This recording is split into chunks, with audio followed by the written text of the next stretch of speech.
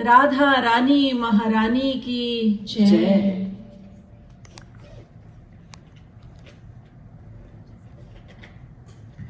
न गुरोरधिकं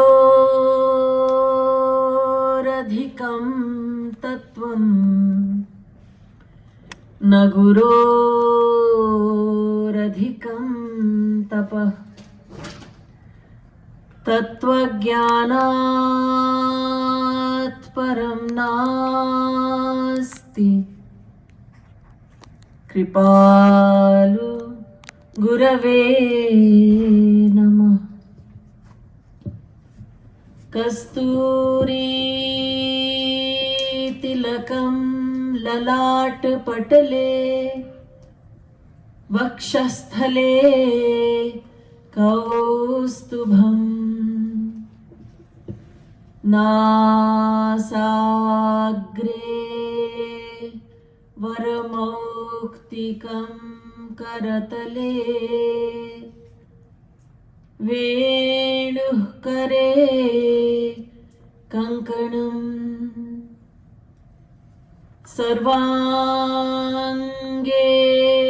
हरिचन्दनं सुललितं कण्ठे च मुक्तावली गोपस्त्री परिवेष्टितो विजयते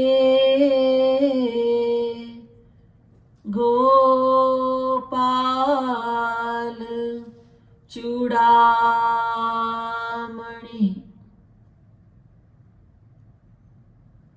नमः कमलना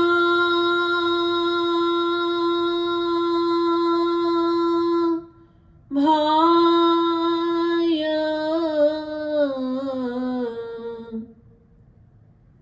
नमः कमलमालिने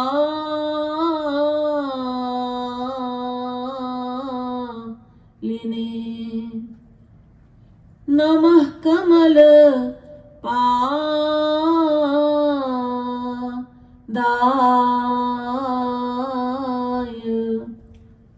नमस्ते कमलेक्षण। यो ब्रह्माणं विदधाति पूर्वं यो वै वेदांश्च प्रहिणोति तस्मै तग्वंहा देवमात्मबुद्धिप्रकाशं मुमुक्षुर्वै शरणमहं प्रपद्ये। Devotional listeners, now I humbly request your full attention, and would you please turn off your cell phone if you have it with you. Thank you. My topic is for this entire week is the Bhagavad Gita and the lessons, life lessons we can learn from the Bhagavad Gita. Bhagavad Gita, what is it? सर्वोपनिषदो गावो दोग्धा गोपाल नंदनः पार्थो वत्सः सुधीर भोक्ता दुग्धम गीतामृतम महत्. Bhagavad Gita is the essence of all the Upanishads. This verse says, think of the Upanishads to be a cow. Shri Krishna is the divine cowherd who's milking this cow. Parth or Arjun is the calf that is given the milk of this cow to drink. And the milk of the Upanishads is the Bhagavad Gita. In the Bhagavad Gita, there is the essence of all the teachings of the Upanishads. The Upanishads they contain the most formidable knowledge of the Vedas. They give us formidable knowledge pertaining to God, the individual soul, and Maya. There are many Upanishads, some of them being Kenopanishad, Kathopanishad, Mundakopanishad, Mandukyopanishad, Brihadaranyukopanishad, Taitriyopanishad, and Shvetashvatrupanishad. So whether I say the Upanishads or the Vedas, it's the same thing.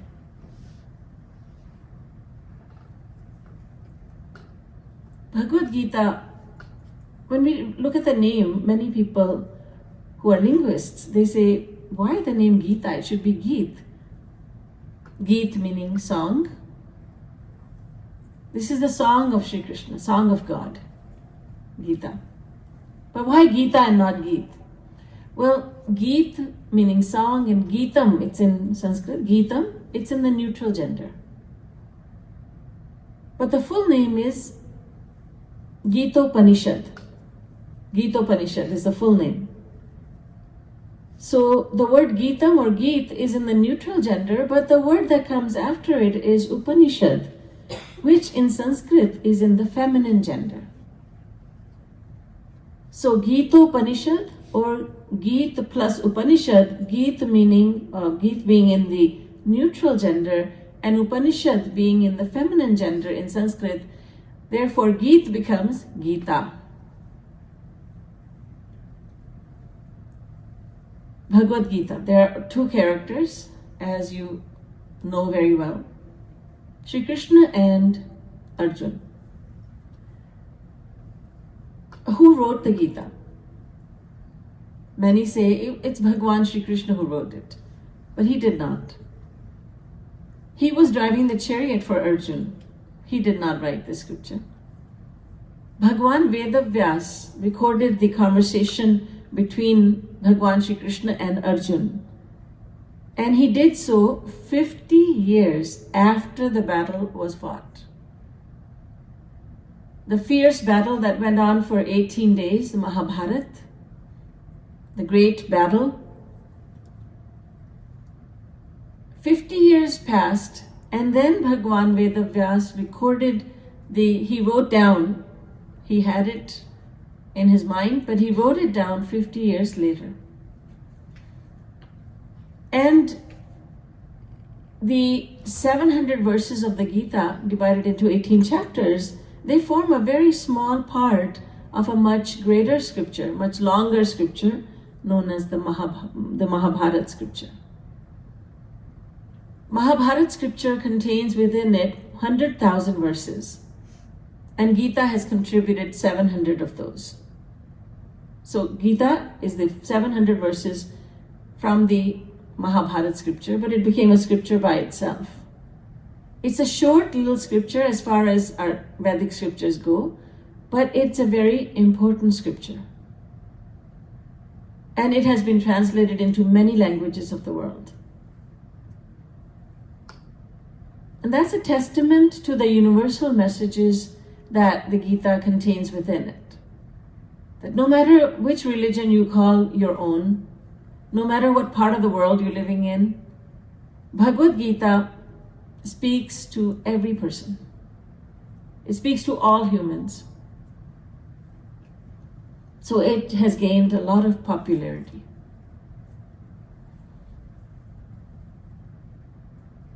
So Shri Krishna, who is he and who is Arjun? Shri Krishna himself says in the Bhagavad Gita, Mattah parataram nanyat kinchidasti dhananjaya Mai sarvamidam protam sutre manigana eva. Arjun, none is greater than myself. The entire creation is strung on me like clusters of gems are strung on a string. The entire creation, he says, is strung. He says, it's strung on me just as clusters of gems are strung on a string. He is the Lord of uncountable universes. He's the creator, the protector, and the destroyer of innumerable universes. We do have an idea about who Shri Krishna is. There are so many lords who exist. Brahma, Vishnu, Shankar, Lord Brahma, Lord Vishnu, Lord Shankar. And there are uncountable Brahma, uncountable Vishnu, uncountable Shankar. Simply because Sankhya Chetra Jasam Asti Na Vishwanam Kadachana. Brahma, Vishnu, Shiva Adinam Tatha Sankhya Na Vidyate. This verse from Devi Bhagavad Puran says there are uncountable universes. You can keep on counting. A whole lifetime will pass. Uncountable lifetimes will pass. You can keep on counting the universes, but you will never finish counting them because they are uncountable. So there are uncountable Brahma, Vishnu, and Shankar. And then there's one Mahavishnu who is above the uncountable Brahma, Vishnu, and Shankar. And then, as the Bhagavad Puran says, Shri Krishna is the one whose partial manifestation is Mahavishnu. Vishnur Mahan Sa Ihayasya Kala Vishesho Govindamadi Purusham Tamaham Bhajami. I bow down to Shri Krishna, whose partial manifestation is Mahavishnu. So there are uncountable lords, but Shri Krishna is the Lord of all lords. Krishno Havai Hari Paramo Deva. He is a Paramadev. Kaha Paramo Devaha. The Vedas ask a question. Who is the Supreme Lord, the Lord of uncountable lords? Krishno Havai Paramam Daivatam. That would be Shri Krishna. He is a Supreme Lord, the Lord of all lords. Then what about Arjun? Who is he? Shri Krishna says, Viranamaham Arjuna. Of all the valiant warriors, I am Arjun. Arjun is the most valiant warrior, and Arjun and Shri Krishna are Nar and Narayan. Nar Narayan. Arjun, Krishna. In the Bhagavad Gita, Arjun is representing every man. He's representing the common man. He's representing all of us. But there's nothing ordinary about him. Arjun is asking the questions and Shri Krishna is answering those questions. So, the Gita begins with Arjun saying to Shri Krishna, Arjun is sitting in the chariot, Shri Krishna is driving the chariot, in the battlefield, which is the Kurukshetra. Arjun has said to Shri Krishna, "O Shri Krishna, take my chariot between the two armies." Shri Krishna has done exactly that. And then suddenly Arjun says, "I cannot fight this battle." He says, "Gandivam sransate hastat tvakchaiva paridahyate nacha shaknomyavasthatum Bhramati vacha me manah." O Shri Krishna, my bow, Gandiv, is slipping from my hands. My skin is as if burning. It's as if my body's on fire and my mind is reeling with confusion. I cannot even stand steady on my 2 feet. How will I fight the battle? Arjun's bow is Gandiv. The weapons of the divine ones are also divine by themselves. And they have names. For instance, Shri Krishna is known as Sarangapani. In many kirtans, we hear that name of Shri Krishna, Sarangapani. Pani meaning hand in Sanskrit. And Sarang is the name of his bow. So Sarangapani means the wielder of the bow, Sarang. Arjun's bow is Gandiv and he is known as Gandivadhari, the wielder of the bow, Gandiv. So there is the divine discus, its name is Sudarshan. So they all have names. All the paraphernalia of all the divine ones, whether that be God or saints, they're all divine. For instance, the flute of Shri Krishna is Bhagwan Shankar. And Shri Krishna once became the hair of Radharani. He actually assumed the form of Radharani's hair. Now that's very surprising for us, but this is the divine world we are speaking of. So all the weapons have a form and they all have names.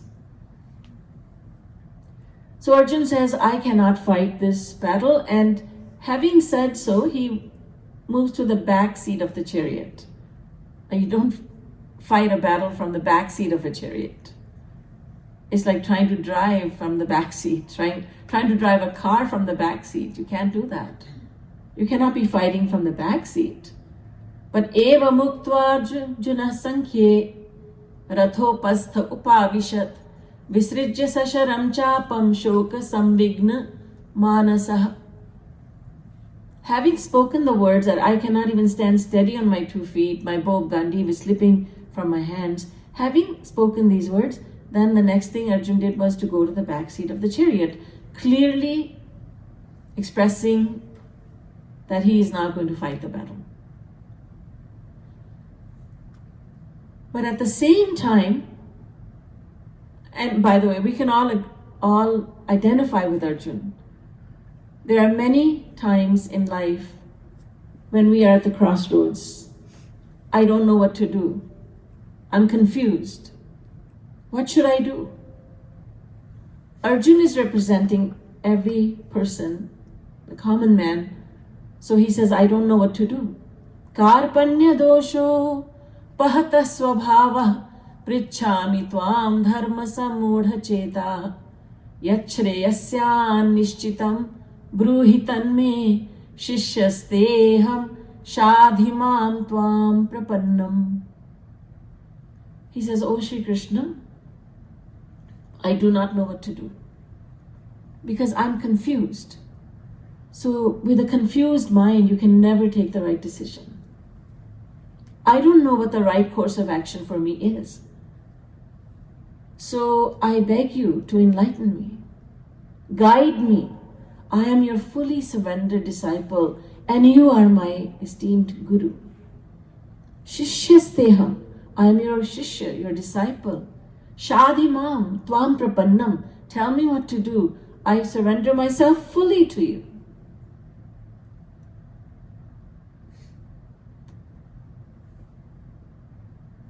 It's very significant that Arjun did not say to Shri Krishna, you are the Supreme Lord and I am an individual soul. I need to find out what to do. Please tell me. Because God, you see, he did not say that because God does not give knowledge directly to anyone. God gives his knowledge and his nectar, his sweetness, everything through the Guru. So Arjun very wisely has said, you are my Guru and I'm your Chela. I'm your disciple. He didn't say, I'm your devotee, you are God and I am your child, I'm an individual soul, you are the supreme soul. Because he knows if he says this, then Shri Krishna would say, well, you know, Arjun, yes, I am God, but you also know that I don't give knowledge directly. Look, I will give you the name and address of a Guru, so I'll wait here and you go ask the Guru questions. Arjun said, no, I will accept him as my Guru. So he did. Now, Shri Krishna cannot say, well, you go ask someone else. He has to answer Arjun's question. What should I do? That's the question. Shri Krishna has to answer this. And another very significant thing to note over here from what Arjun says is, he says, I am your fully surrendered disciple. Panna means surrendered and prapanna, pannam and prapannam. Pannam, surrendered. Prapannam, fully surrendered. Pannam is like we say to God, Tvameva Mata, Chapita Tvameva, Tvameva Bandhuscha, Sakha Tvameva. We say to God, you are my only mother, my only father, you are my one and only. Or when we say to Bhagwan, in words we surrender ourselves, Shri Krishna Sharanam Mama. This is verbal surrender. Or we perform some ceremonies in front of God, before God. We take some water and we take it with our right hand, raise our left hand, recite a mantra, and we throw it like this, and we recite mantras that, a mantra such as, a mantra that means, oh, if my Lord, if I have committed any sin throughout the day, then please let that sin be washed away. So the water represents the washing, and we go like this, and chalo ho gaya. That's it, I'm done. I have gained freedom. I am now forgiven that sin. This is verbal surrender and ceremonial surrender. Arjun says, I'm not like that. I'm surrendering myself fully to you. What does that mean? Jagat Guru Uttam Shri Kripalu Ji Maharaj says in Radha Govind Geet, Shri Guru Charano mein Govind Radhe, sir ko hi nahi, man ko bhi jhuka de. Sir ko hi nahi, man ko bhi jhuka de. Surrender to the Guru. But don't think that just by bowing your head, placing your head at his lotus feet, means that you have surrendered to him. When you bow your head before your Guru, then think in your mind, I offer you my mind. I will do as you say. I will not think anything about what you've said. Why does he say this? Why did he do that? He's telling me to do this. Like Ratnakar Daku, the dacoit, the murderer, Ratnakar. He was murdering so many people and looting them, and that's how he was able to make a living out of it. So one day Narad Muni came and said, my good man, what are you doing? Anyway, Narad Muni opened Ratnakar's eyes, and Ratnakar felt very contrite. He said, Maharaj, I have committed so many sins. How do I beg for forgiveness? How will I be forgiven those sins? What can I do? And Narad Muni said, just utter the name of Ram. Just say Ram, Ram, Ram, Ram. Ratnakar Daku could not utter the name of Ram. It was as if God was saying, you have committed so many sins that I will not allow you to utter my pure name, my divine name. Naradji did not give up. He said, my good man, just say Mara, Mara, Mara. Because you're used to killing people. And after disposing of a body, you say, oh, Mara, wo Mara, wo Mara.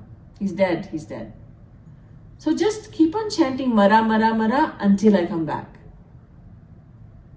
And I think everyone here knows that story, and everyone also knows that Ratnakar Daku did exactly that. He just chanted Mara, Mara, Mara, Mara until his Guru came back. Years and years passed, and Ratnakar he had not asked his Guru any questions. When Narad Muni said, just chant Mara, Mara, Mara until I come back, Ratnakar Daku, he started doing that. He didn't ask about breaks, he didn't ask about meals, he didn't ask about rest, nothing. He just said, Guruji has spoken, I must obey. And he did that. And that's called Prapannam. Full surrender. 100% surrender. When the Guru says something, the disciple, if it is a disciple, the disciple doesn't ask why. Or maybe do you think Guruji could be like this? No, he does not use his buddhi, his intellect, which is faulty. He just goes by what the Guru says. The divine Guru. So, Arjun says, I am fully surrendered to you. Shri Krishna thinks not fully surrendered yet. Because you see, Arjun was saying, what will happen to society if I kill all these men on the other side, the Kauravas? Their wives will become widows, and maybe they'll become characterless.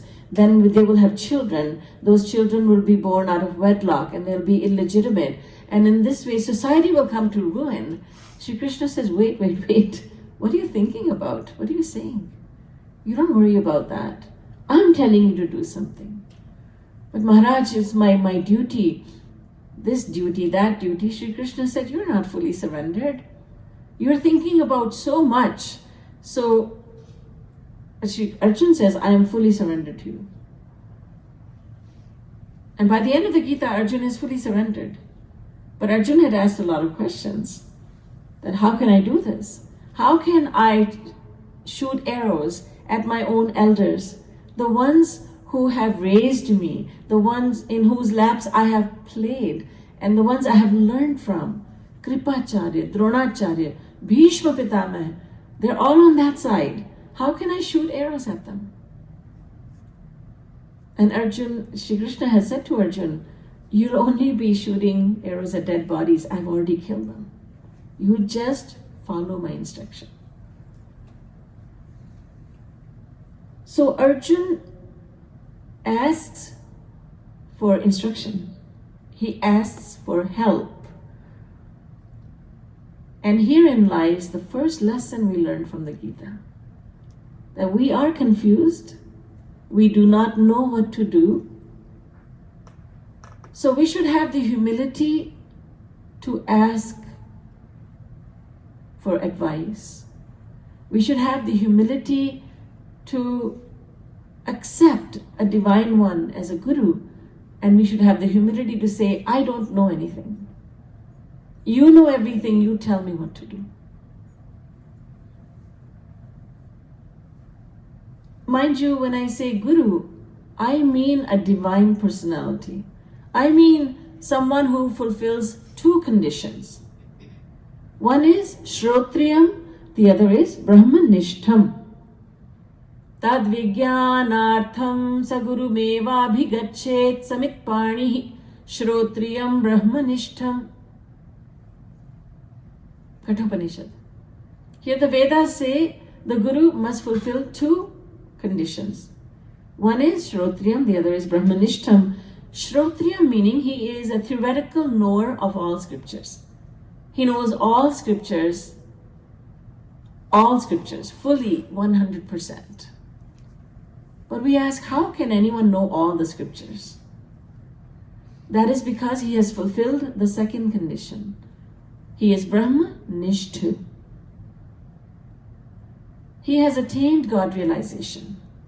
By fully surrendering to God, he has attained all the property of God. When someone surrenders to God fully, then God gives him everything. God says, I shall give you everything because you have accepted me as yours. I shall give you unlimited knowledge. I shall give you immeasurable bliss. The two main things God gives. Unlimited knowledge, immeasurable bliss, happiness that has no end, that no one can take away from you, that keeps on increasing also. So now he is called a guru, sant, saint. He is a true Mahatma. It's very important to understand what the true meaning of guru is. Because in Kali Yuga, my Gurudev used to say, and he never called himself a guru, by the way, but he has been accepted by the greatest scholars of Kashi Vidvat Parishad, 500 scholars. They accepted him as Jagat Guru Uttam, Pancham Mool Jagat Guru, fifth original Guru of the world, Jagat Guru. And not only that, but of all the preceding Jagat Gurus, four of them, Adi Shankaracharya, Jagat Guru Nimbarkacharya, Jagat Guru Ramanujacharya, and Jagat Guru Madhavacharya, who lived on earth 700 years ago. 700 years later, Kashi Vidvat Parishad accepted a young man, 34 years of age, as the fifth authentic Jagat Guru, who has not just inherited a seat of Jagat Guru, but who is a genuine Jagat Guru. And then they also said that he is the best of all Jagat Gurus who have graced this earth. So, Pancham Mool Jagat Guru. So Guru is one who has attained God realization. He has the same knowledge as God has. Jagatguru Shri Kripalu Ji Maharaj knew all the Vedas, but not because he studied them. He never studied Vedas. He did not have a guru. But he came to the earth, he graced this earth, already divine. So he is known as, he will be known as Jagat Guruttam. So a guru, even if we are not talking about Jagat Guru, just a guru, one who has attained God realization, now he has all the knowledge of the scriptures because God has given it to him. So Guru is Shrotriyam and Brahman Nishtam. He has theoretical knowledge and practical experience of God. All the scriptures, all the Vedic scriptures, the Vedas and Vedic scriptures say you need a guru. From the Vedas to the Ramayana, every scripture has said you need a guru. Uttishtat Jagrat Prapya Varan Nibodhat. Kathopanishad says, O humans, awaken, arise, and seek the holy association of a guru so that you may learn about God from him. Tasmad gurum prapadyet jigyasu shreya uttamam shabde pare cha nishnatam brahmanyupashamashrayam. Bhagavad Puran says the same. In the Gita, Shri Krishna says, Tad vidhi pranipaten pariprashnena sevaya upadekshanti te jnanam jnaninas tattvadarshina. Arjun, the one seeking divine knowledge, the one who is seeking divine knowledge must surrender fully to the Guru. Pranipatena, again full surrender. Pariprashnena, he must ask questions, but those questions must be genuine questions, born of an inquisitive and humble mind, not of an arrogant mind, not a mind that wishes to test the Guru, but one who wishes to genuinely learn from the Guru. So those questions must be genuine and sevaya, and one must serve the Guru. It's a privilege to serve the Divine One. It is a privilege. So Shri Krishna says this in the Gita, and in the Ramayana, Tulsidas Ji says, and by the way, whatever is in the Ramayana is also, it comes from the Vedas. We accept the Ramayana to be genuine because Bhagwan Shri Ram is writing the Ramayana through Tulsidas Ji. And this Ramayana is in complete agreement with the Vedas. It is taking the most difficult knowledge, or language of the Vedas, and Tulsidas Ji simplified it, and he wrote it in Avadhi, and language is close to Hindi, so that the masses could read it and appreciate the divine pastimes of Bhagwan Shri Ram. Of course, there is Ramayana written in Sanskrit as well. There are many versions of the Ramayana. So the Ramayana says, Guru binu bhavanidhi tarai na koi jo viranchi sankar samuhoi. It doesn't matter how great you may be. You may be a great scholar. You may be very well read. You may be highly intelligent. It doesn't matter how great you are, but you still need a guru to teach about God. So from the Vedas to the Ramayana, the Sanatana Dharma scriptures say that you need a guru. Because God does not give knowledge directly. You can say that God has outsourced this duty to the guru. I don't want to do this, you do this. Because you see, God says, I don't accept the impure souls. Nirumal janam, nirumal man jan, so mohi pava, mohi kapat khal chedrina bhava. Chala chedrina bhava. So in the Ramayana, Bhagwan says, I don't like a deceptive heart. I don't want cleverness. I don't want a scheming mind. I will accept you once you become pure of mind. Once you become pure-hearted, I'm there for you. I will accept you fully. So then we ask, how do I become pure-hearted? I'm not pure-hearted. I say one thing, I mean another. I hide my true feelings. I reveal my artificiality and I keep my reality within. So how do I become pure of heart? How can I become worthy of you? God says, I will send my pure representatives to earth. I will send a guru to earth and you will accept him and he will help you. He will help you purify your heart.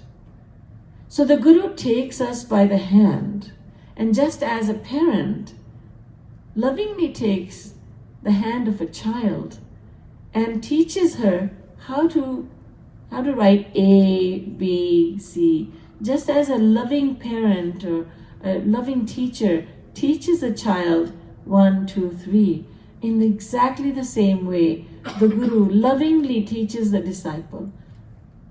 He lovingly teaches anyone who wishes to learn about God. Right from the very basic knowledge, and he goes step by step, and he gives the knowledge of God very methodically.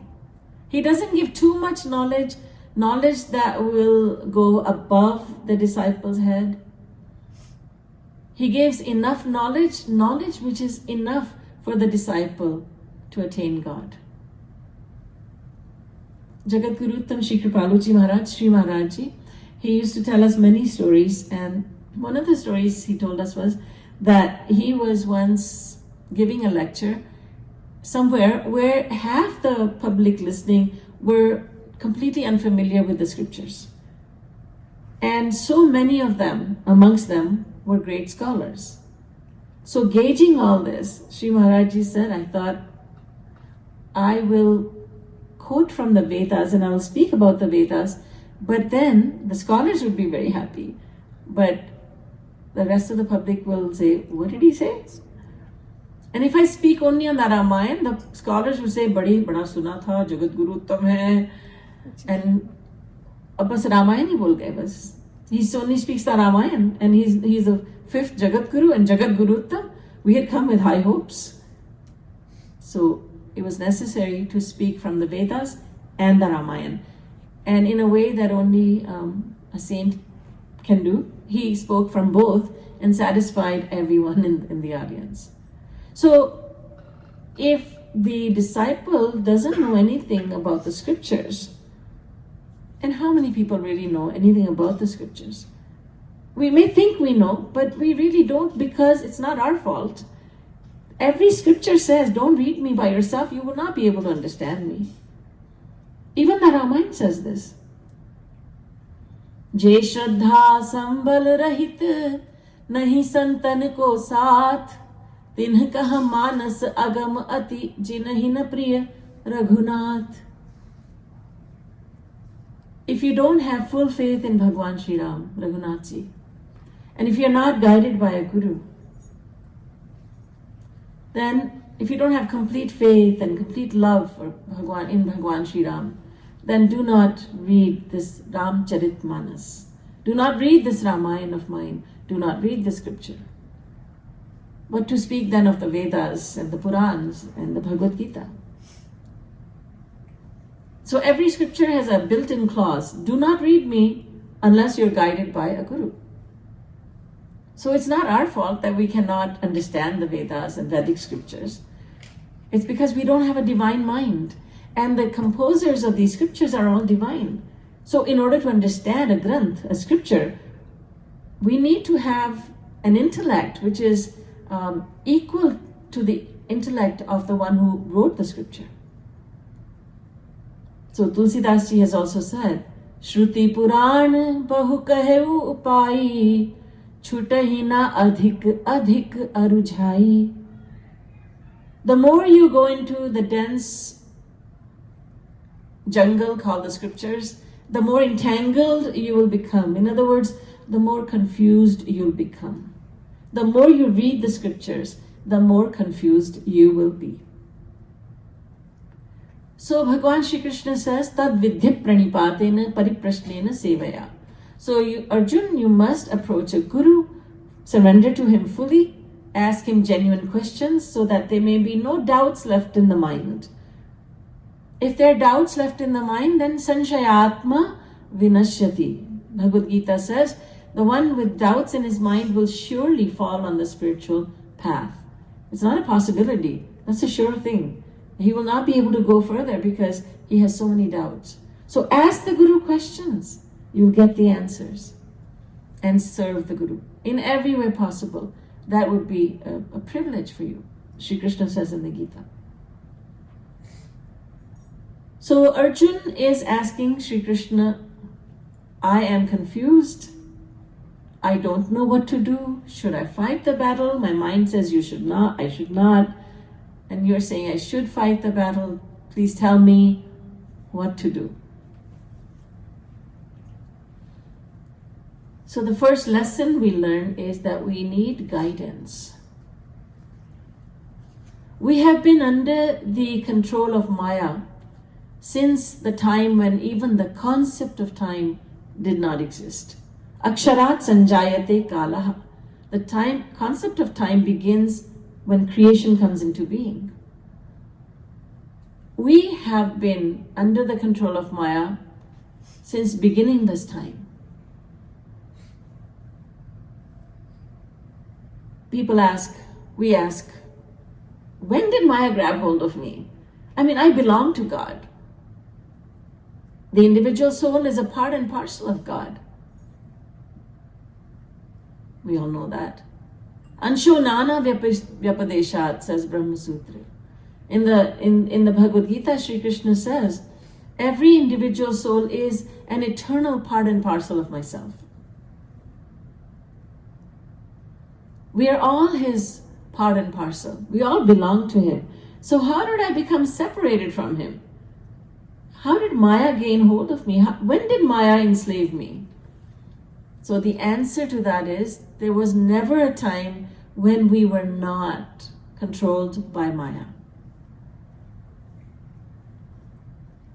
Because, you see, if we were ever with God, we could never have turned away from God. If we were ever with God, we could never have turned away from God, because once you attain God, Maya cannot control you, ever. So we don't talk about going back to God. We talk about going to God. We were never with him, although we belonged to him, yet we were always with Maya. Always being under the control of Maya, because there was an eternal choice before us. God or Maya. And we went towards Maya, embraced Maya, and said, I choose Maya. It's an eternal choice. It was not a choice we made one day. It's an eternal choice. So we have always been in the dark. We've always had these glasses, you can say, these glasses on. These are the glasses of Maya. And you know, when you have blue colored glasses on, everything looks blue. You have red colored glasses on, everything looks red. We have Maya glasses on, so everything and everyone looks like this is under the control of Maya. He's under the control of Maya. She's under the control of Maya. Even when God comes, the saints come, we say they're all under the control of Maya. We have always been in utter darkness. So the Vedas say, Tamaso ma jyotirgamaya. O Lord, lead me from darkness to light. Maya is andhakar. Maya is utter darkness. Shri Krishna is like the Surya, the very bright sunlight. Krishna Surja Sam, Maya hoy andhakar, says Gauranga Mahaprabhu. So how do we come from darkness to light? We need an enlightened one. Guru is the one who was once like us. There are different categories of gurus. Broadly, there are two. One is Sadhan Siddha Mahapurush, the other is Nitya Siddha Mahapurush. Sadhan Siddha Mahapurush should be someone like Tulsi Das Ji, Surdas Ji, Mirabai. They were once like us. But by surrendering to God, they became perfect beings. So now after attaining God realization, they are now qualified as being, they're now called Guru, Sant, Saint, Mahapurush. They did sadhana, they practiced devotion, and they became perfect. But then there are very rare ones who are called Nitya Siddh. They were eternally liberated, never having been under the control of Maya. But regardless, we need a Guru, the enlightened one. Whether he was eternally enlightened or one day became enlightened, now he's enlightened, right? So we need the enlightened Guru to show us the path, to show us the way. Where should we go? Where should I go? How do I do this? How do I manage? In life, there are so many times when we think, I don't know what to do. I don't know which way to go. And Arjun he's manifesting that doubt. He's manifesting that situation that all of us find ourselves in many times. So the very first lesson we learn from the Bhagavad Gita is that we need a guide. Guru is the teacher of the highest caliber. We have so many teachers in the world teaching us so many subjects. The highest subject is God. So therefore, the highest teacher, the greatest of all teachers, is the Guru. A follow-up question comes, how do I recognize a Guru? This question was asked of Swami Vivekananda, and he gave a brilliant answer. And I'm just paraphrasing him. I don't want to misquote him. He said, how do you recognize a Guru? When the sun appears in the sky, you don't have to be told that the sun has appeared on the horizon. You know, you instinctively feel that sun is up there. Sun has risen. You already know. You know automatically. No one has to tell you. So when a teacher of men comes to earth, when a Guru descends to earth, the seeking soul will know by listening to the Guru. And there's this instinctive, intuitive feeling also that, oh, this is a great one. This personality, this I think is a Guru. But then you listen to the Guru. You listen to his teachings.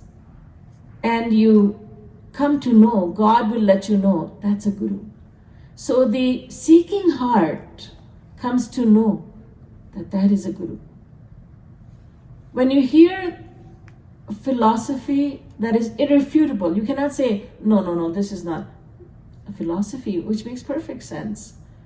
A philosophy, the teachings that are helping you go closer and closer to God. A philosophy that helps you surrender to God, and helps you to live a life, a balanced life, where you are living as a householder externally, but living as a sannyasi internally. This is what the gopis did. The gopis were all householders. Most of them were householders. Most of them were married. And they had household duties to perform. They had so many chores. But they were all devotees from the inside. Yadohane vahanane mathano pale papreng kheng khanar bharudito ksanamarjanado gayanti chaina manurakta dhiyo shrukantyo dhanya brajastriya urukrama chitta yana. Bhagavatam. Whether the gopi is cleaning the house, or preparing a meal for her family, or pacifying her crying child, or fetching water from the Yamuna river for daily consumption and usage, the gopi is always in the thoughts of Shri Krishna. She is always chanting from within, Radhe Govind, Radhe Govind, Govind Radhe, Radhe Govind. She's always practicing devotion internally. It is said that when Arjun was sleeping, you could hear the names of Shri Krishna being chanted. Each and every strand of his hair was chanting the name of Shri Krishna. He's fighting a battle, and Shri Krishna is saying, think of me at all times as you fight the battle. So Shri Krishna is being accepted as a guru by Arjun, and Arjun has so much faith in him. That's the next step. Have full faith in the guru. Once the guru has proven himself to you, don't have doubts. Have faith in him. Bhishma Pitama said, before sundown tomorrow, I will have killed Arjun. That is my vow. And Bhishma is known to take vows that he fulfills. He's not someone who goes back on his word. His name is Bhishma because of that. He takes very serious vows and he fulfills them. So Shri Krishna was very worried about Arjun. And when night time came, Shri Krishna could not sleep. In his tent, he was trying to sleep. He was tossing and turning. And in the middle of the night, he thought, I should go and console Arjun. If I am feeling so worried, I cannot imagine what Arjun must be going through. So he walked on over to Arjun's tent, and from outside, he heard loud snoring sounds. And he thought, Arjun is sleeping? He went inside, Arjun is sleeping. Shri Krishna had to shake him, Arjun, Arjun. And after some time, Arjun opened his eyes. And he saw Shri Krishna before him, and he rubbed his eyes, and he said, Maharaj, you are here at this time of the night? You're not sleeping? Shri Krishna asked, how is it that you're sleeping? Do you not know about the terrible vow that Bhishma has taken? Oh, yes, I know. You are not worried? No. How is it that you're not worried? Maharaj, look at you. You're so worried for me. Why do I need to worry about myself? I know that whatever will happen will be your grace. I have full faith in you. I'm not worried because I look at you and you are so concerned for me. That's faith. So, Guru is absolutely necessary, but faith in the Guru is also absolutely necessary. It's like eyesight and light. In order to see, you need both light and eyesight. You're in a pitch dark room and you can't see a thing. That's not because you're blind, it's just because there's no light. You turn on the light, switch on the light, oh, now I can see.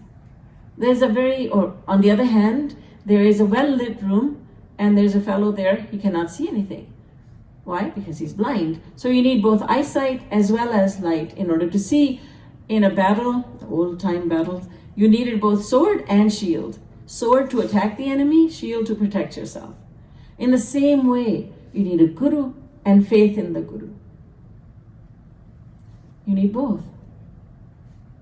Murakh hriday na chet, yadi guru milahi viranchi sam, phulahi phalahi na bent, yadapi sudha barasahi jalad. The Ramayana says, the fool who is bereft of faith will not derive any benefit from even the greatest of all gurus. Even if Viranchi, Brahma, the creator Brahma, comes down to earth in the form of a guru, the fool who is bereft of faith will not gain any benefit.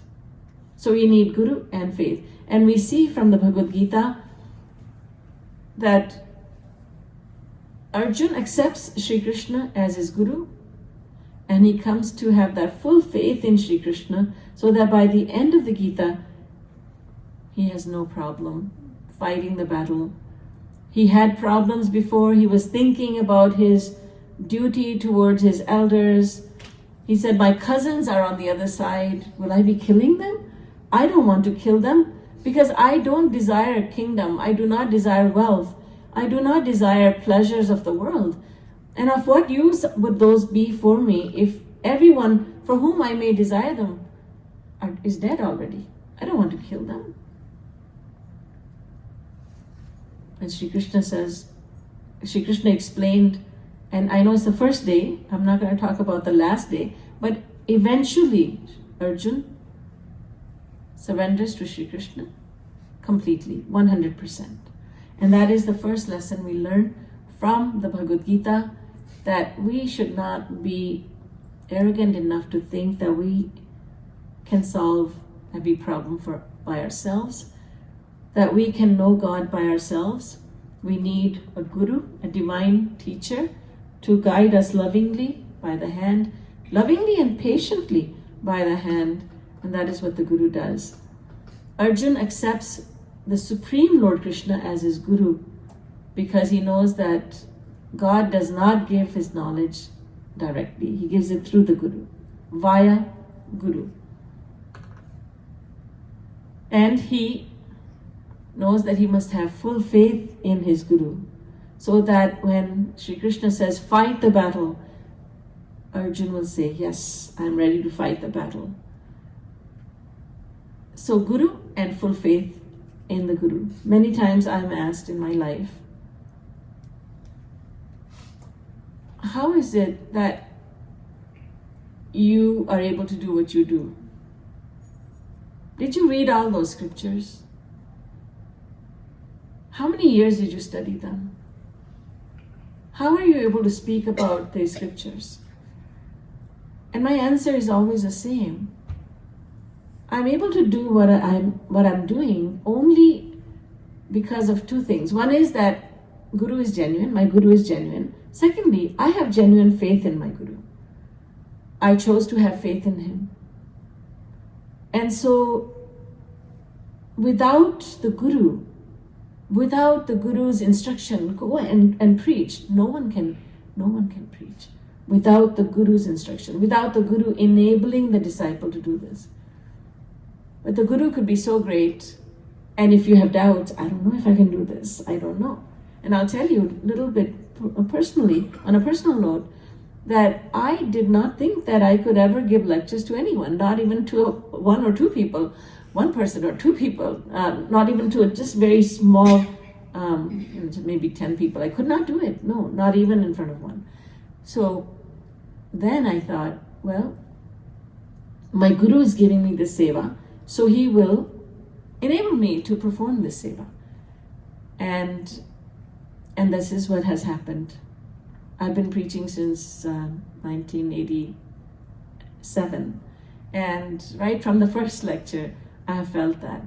From the time I did Guru Vandana, there are many shlokas, such as Guru Brahma, Guru Vishnu. Right from that time, I knew I would be okay. So you need a Guru. And I just put in this personal tidbit to make it more understandable. That here is someone who went through this, who goes through this. That you need a Guru and you need full faith in the Guru, and then magic happens. Then there is no stopping you. So from the Bhagavad Gita, this is the very first lesson that we learn. There are many more lessons we need to learn, and I look forward to telling you more tomorrow, sharing with you more and more tomorrow and in the subsequent days. Boliye Vrindavan Bihari Lal ki Jai. Srimad Sadguru Sarkar ki Jai. Jai Jai Shri Radhe. Jai Jai Shri Radhe. Jai Jai Shri Radhe.